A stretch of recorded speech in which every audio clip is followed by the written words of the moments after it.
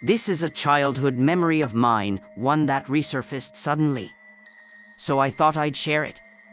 Back in September, my great-aunt, whom I called Uba, passed away. My whole family attended the wake and funeral, staying overnight.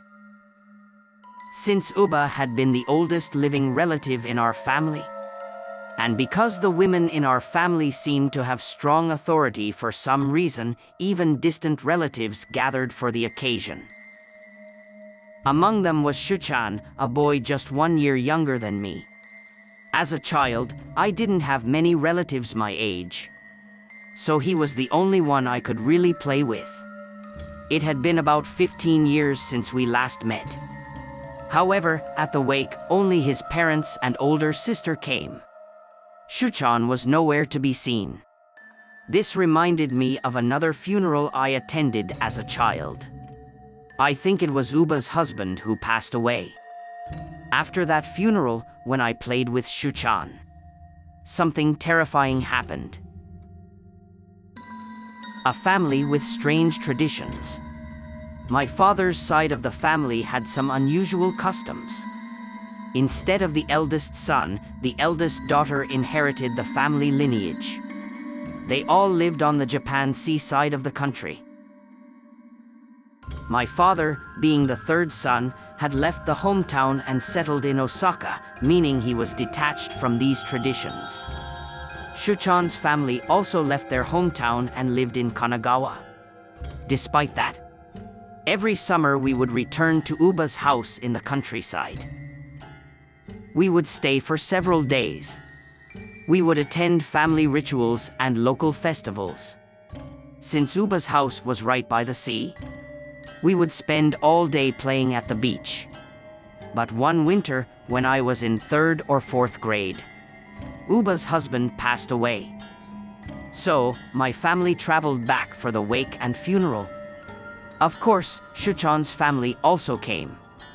I was a simple-minded child, so I wasn't thinking about the funeral. I was just excited to play with Shuu-chan. The funeral and strange preparations. We arrived at Uba's house, had a meal, then attended the wake. I don't remember much about this part, except that it was incredibly boring because I couldn't play. At night, most relatives stayed in the guest house behind the main house.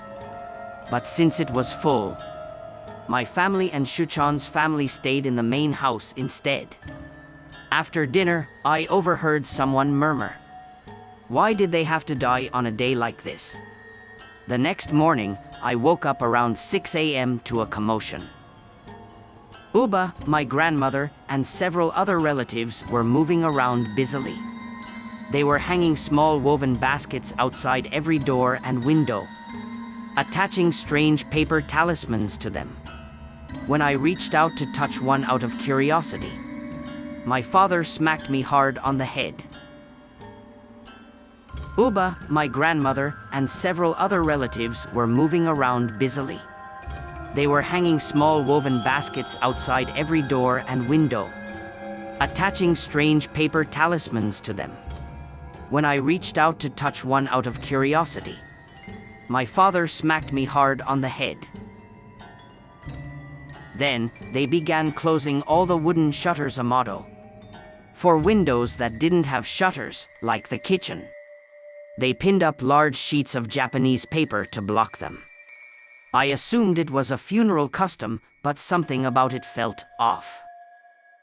The funeral service began early, and by early afternoon, most of the guests had already left. Only my family and Shuu-chan's family remained in the house. I had expected a lively evening with our relatives, but instead, the atmosphere was dead silent. If I talked to Shuu-chan, I was scolded. If we played in the house, we were told to be quiet. Even when I asked to watch TV, I was told no. Just stay quiet. Now that I think about it, even the adults weren't talking. Out of sheer boredom, Shuu-chan and I decided to go look at the sea. But as soon as we were about to put on our shoes, my grandmother rushed over, panic-stricken. She smacked me on the head, grabbed my clothes, and pulled me inside. In the dining room, Shuu-chan's father was waiting. Both of them looked deadly serious. "You absolutely must not go outside today. Stay upstairs." We didn't understand why, but we had no choice but to obey. That night, we were put to bed early. At some point, I woke up feeling cold. When I got out of bed and went downstairs, I smelled something strange, a salty, fishy stench. As I passed by the living room, I saw the adults. They were all sitting in silence, reading newspapers. No one spoke. Something felt deeply unsettling. That's when I ran into Shuu-chan in the hallway. "Hey, someone is coming tonight." He explained that he overheard Uba talking about it this morning. Curious, we decided to sneak a peek outside. The toilet had a small frosted window that didn't have shutters. It faced the road and the sea. We tiptoed inside, and I climbed onto the water pipe to look outside first. The first thing I saw was the woven basket swaying under the eaves. Then, in the corner of my vision, I noticed a long, dark shape stretching from the road toward the house. Slowly, it was getting closer. I suddenly felt an overwhelming sense of dread. I shuddered and slammed the window shut. Was someone there? I don't know, but something was out there. "I wanna see." "No, let's go back. Something is coming."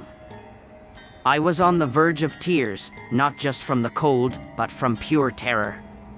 But Shuu-chan shoved my hand away and climbed onto the pipe himself. He slowly slid the window open and looked outside. He didn't move. "Hey, let's go." "Hey, my name, this." His voice cut off mid-sentence. Then, he made a choking, gasping sound, like a hiccup, but unnatural. At that moment, I heard a noise behind me. Shuu-chan's father was standing right behind us. Before we could say anything, he grabbed us by the collars and yanked us into the hallway. Then, he slammed the bathroom door shut. The commotion woke the other adults. "You idiots!" My father slapped me across the face. Uba grabbed my shoulders, shaking me violently. "Did you see it? Did you see its face?" She looked like she was about to cry. Terrified, I sobbed, "It was too dark. I didn't see anything." Uba sighed in relief. But when we turned to Shuu-chan, he was smiling. His face was frozen in an eerie grin, trembling, making that same gasping sound. His father called his name, shaking him violently, but he didn't react. The next morning, Shuu-chan was gone. They told me he had a fever and went to the hospital. At breakfast, Uba sighed and muttered, "You two did something truly foolish." Years later, at Uba's funeral, I overheard a relative whisper, "Shuji never really recovered, did he? Even now, I don't know what I saw." And my father never explained. He only said, "There are nights when you must never look at the sea."